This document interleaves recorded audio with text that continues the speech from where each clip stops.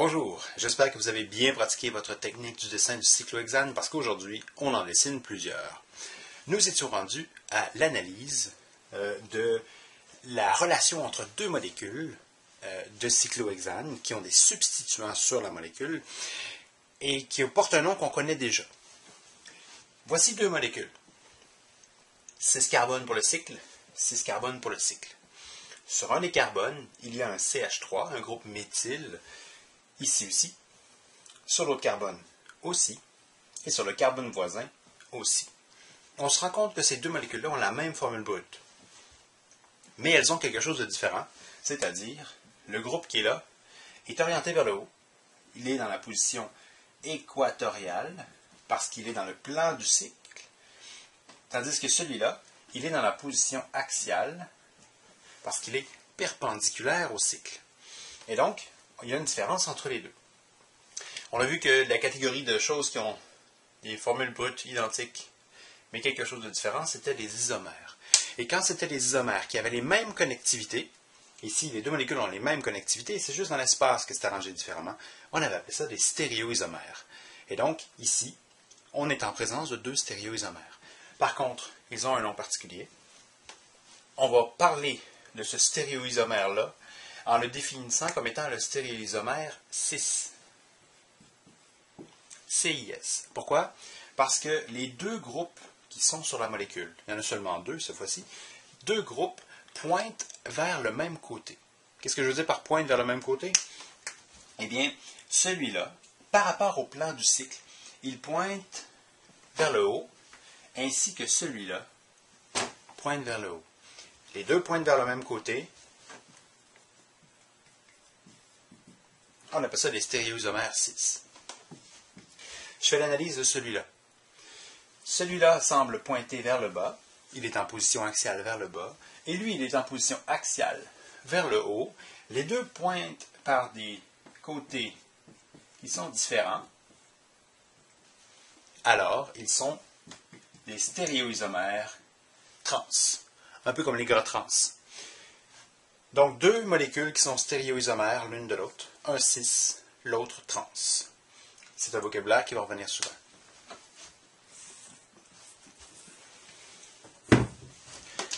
Pratiquons ensemble. Vous avez ces trois molécules-là dans votre cahier de notes Drouin. Cette molécule-là, essayez de regarder quel type de stéréoisomère c'est. Est-ce le cis ou le trans? 2 secondes pour faire des flèches pour montrer dans quel sens pointe chacun des groupes. Le OH, il pointe vers le bas. Le CH3 vers le haut. Donc, deux côtés différents, c'est un stéréoisomère trans. Celle-là, le fluorométhylcyclohexane. Vers le bas, vers le haut, trans. Et un dernier, le éthylméthylcyclohexane, vers le haut, c'est un stéréoisomère cis. Super.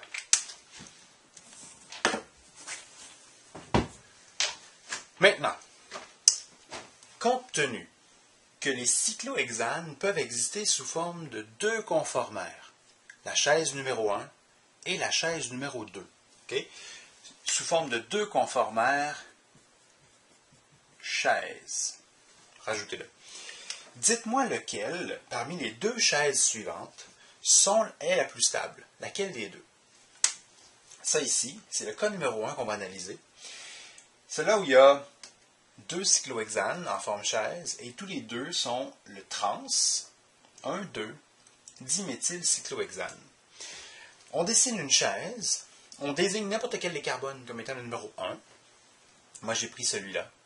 Et j'ai décidé que j'allais mettre les deux CH3 en position 1 et en position 2, trans l'un à l'autre. J'ai choisi de mettre tous les deux axiales. Un pointe vers le haut, l'autre pointe vers le bas. Ça veut dire que si je fais mon basculement de chaise, je descends ce côté-là et je monte celui-là, je me retrouve donc avec un CH3 qui pointe vers le haut au carbone numéro 1 parce qu'il pointait vers le haut ici, il pointe vers le haut là. Voilà. Et parce que celui-là pointait vers le bas, sur le numéro 2, eh bien, sur le numéro 2, il pointe encore vers le bas. Il a passé de axial à équatorial, et celui-là a passé de axial à équatorial. Mais c'est quand même les carbones numéro 1 et 2.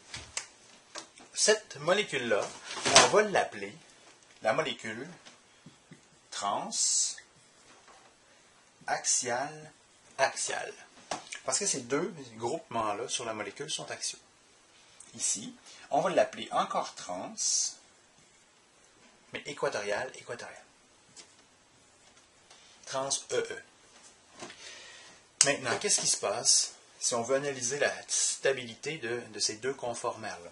Lequel serait le plus stable, le moins énergétique, le moins haut en énergie? Qu'est-ce qu'on doit analyser? Eh bien, ce sont les interactions entre les groupements sur la molécule. Ici, on pourrait imaginer qu'ils sont tous coincés l'un près de l'autre et que ça coûte beaucoup en énergie, encombrement stérique, et que c'est ce qui est le plus haut en énergie. Ce serait faux. C'est vrai qu'il y a une certaine contribution parce que les deux ici sont à 60 degrés l'un de l'autre si on faisait la projection de Newman selon cet angle-là. Mais ce qu'il faut retenir, qui est le plus déstabilisant sur un cyclohexane, c'est les interactions avec les autres groupements qui sont en axial. Par exemple, ici, si je complète ma molécule, j'ai deux autres hydrogènes, ici, ces deux-là, qui sont axiaux sur la molécule. Eh bien, c'est l'interaction, ici, c'est comme dire l'encombrement dans l'espace, okay, entre le CH3 et ces deux H-là, qui fait que cette molécule-là est plus instable. Ça se passe sur le haut de la molécule, mais ça se passe aussi en bas, parce qu'il y a aussi des hydrogènes en axiaux, juste ici, qui font de l'encombrement avec celui-là. Cette interaction-là, entre la position 1, 2, 3 et 1, 2, 3, on appelle ça de l'interaction 1,3 diaxiale. Okay? 1,3 diaxiale. Okay? Interaction. Moi, j'ai abrévié interaction, INTR majuscule. Et donc, l'interaction 1,3 diaxiale, c'est ce qui déstabilise le plus. Et donc, si on avait potentiellement un équilibre entre les deux conformères, les chaises basculent l'une en l'autre, de deux chaises qui seraient de même énergie, l'équilibre serait 50-50. Par contre, ici, on a une forme qui est plus instable que celle-là. Et donc, il va y avoir beaucoup plus de celle-là à la température de la pièce que de celle-là. Alors, on peut imaginer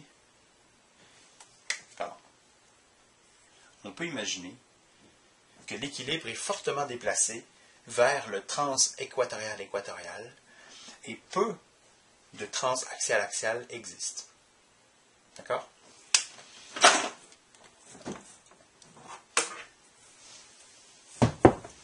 Allons voir là, un deuxième cas, similaire, celui du 6,1,2 diméthylcyclohexane.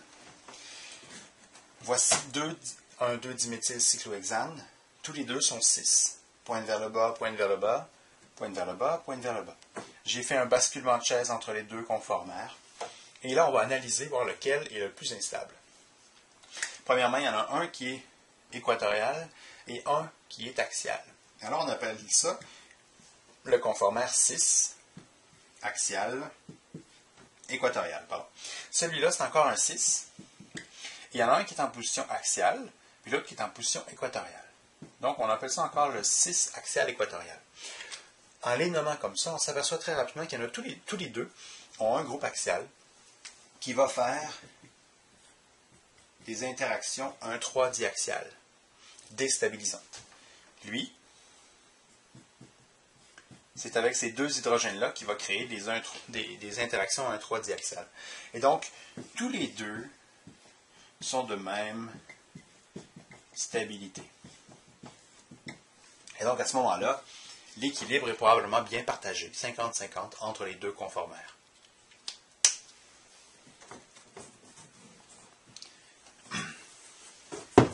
Finalement, Dans nos deux exemples précédents, on avait seulement un petit CH3 ou deux CH3 comme substituant sur un cyclohexane.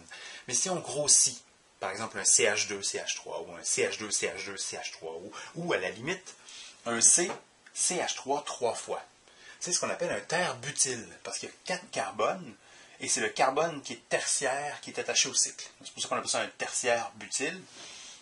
Imaginez un cyclohexane avec un terre-butyl dessus.